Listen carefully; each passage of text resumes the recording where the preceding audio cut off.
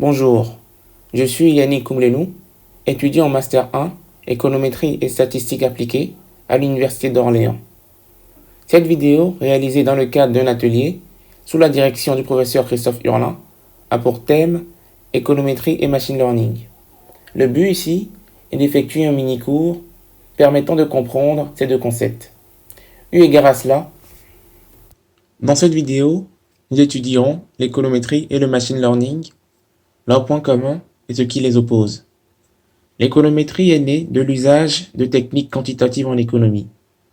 Cet usage des mathématiques en économie daterait du XVIe siècle, mais ce n'est qu'au XXe que ce terme vit le jour. Les modèles économétriques s'appuient sur une théorie économique. En effet, ces derniers se sont développés en parallèle des modèles macroéconomiques et ces développements aboutirent à l'âge d'or de l'économétrie dans les années 60 où les modèles économétriques seront utilisés afin d'améliorer les prévisions macroéconomiques. Le but de ces modèles économétriques, c'est de déterminer dans quelle mesure l'espérance d'une variable y dépend d'un ensemble de variables explicatives x. Supposons pour simplifier que x appartient à R, c'est-à-dire qu'il n'y a qu'une variable explicative. On cherche une fonction f qui, à toute réalisation x de la variable explicative grand X, associe l'espérance de y conditionnellement à cette réalisation. Cette fonction, qui peut être ou non linéaire, est appelée fonction lien. On parle de classification lorsque y est qualitative, de régression sinon, c'est-à-dire si y est quantitative. Le modèle est paramétrique si f a une forme définie et dépend d'un nombre réduit de paramètres. C'est le cas du modèle de régression linéaire simple.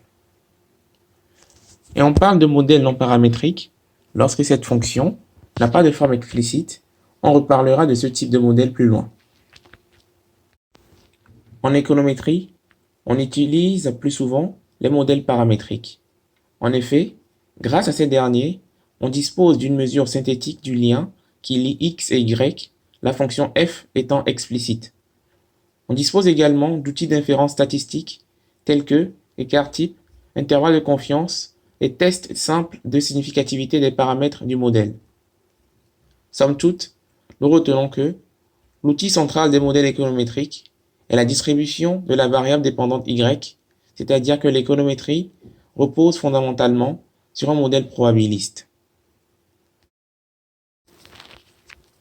Comme l'économétrie, le machine learning a pour but de construire un modèle prédictif pour une variable d'intérêt à l'aide de variables explicatives. En apprentissage machine, on s'intéresse presque exclusivement aux modèles non paramétriques, c'est-à-dire que la fonction de lien n'a pas de forme explicite. Là où l'économétrie a un fondement probabiliste, c'est-à-dire la distribution de la variable d'intérêt y, en machine learning, on se sert des probas presque exclusivement pour l'interprétation du modèle et l'accent est mis sur une fonction de perte qui caractérise la distance entre y et le modèle f. Par exemple, dans la construction d'un arbre de décision dont le but est de créer des groupes les plus homogènes possibles en réduisant la variance intragroupe, qui gère cette séparation en groupes? Eh bien, c'est une fonction de perte. À un nœud donné, constitué de n0 observations, on va couper en deux branches, une à gauche et une à droite, partitionnant ainsi n0 en ng et nd. Soit i, la fonction de perte. Ici, il s'agit de la variance du nœud. Lorsque les individus du nœud sont assez homogènes, la variance est proche de 0. En effet, si le nœud est composé d'une majorité de 1, P0 est proche de 1, et donc la variance est proche de 0. Sinon, s'il s'agit d'une majorité de 0, P0 est proche de 0, et donc la variance est encore proche de 0. De là, la partition n'a pas lieu. Notons d'ailleurs que la variable y est codée en binaire. Comme nous l'avions vu précédemment, l'économétrie est une sorte de fusion entre mathématiques et économie. Le machine learning, quant à lui, se situe à la frontière des mathématiques et de l'informatique. C'est pour cette raison qu'on parle d'algorithmes de machine learning. On distingue deux groupes d'algorithmes de machine learning, à savoir l'apprentissage supervisé et l'apprentissage non supervisé. Attardons-nous sur la nature de ces algos. En apprentissage supervisé, on dispose d'un input et d'un output, c'est-à-dire d'un ensemble de variables explicatives et d'une variable d'intérêt Y. L'algorithme se sert de ces données d'apprentissage pour trouver un lien entre le input et l'output. En apprentissage non supervisé, on dispose uniquement d'un input. Le but ici est de classer les individus en groupes. En apprentissage supervisé, le input est labellisé, c'est-à-dire qu'on dispose déjà du résultat que l'on cherche à prédire. Cela se rapproche d'un apprentissage en compagnie d'un professeur. En apprentissage non supervisé, le input ne l'est pas. Notons que les algorithmes d'apprentissage non supervisé sont plus compliqués que ceux de l'apprentissage supervisé. Les principaux algorithmes d'apprentissage supervisé sont le support vecteur-machine, les réseaux de neurones, les régressions linéaires et logistiques, le random forest, les arbres de décision, etc. Et ceux de l'apprentissage non supervisé sont les cas plus proches voisins, le regroupement et le regroupement hiérarchisé, entre autres.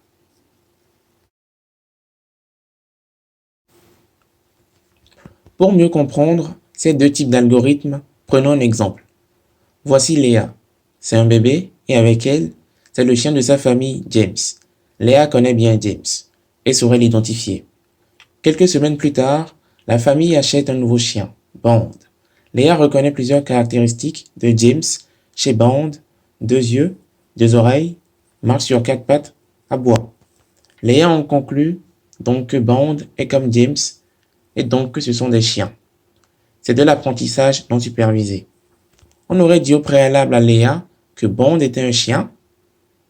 On parlerait d'apprentissage supervisé.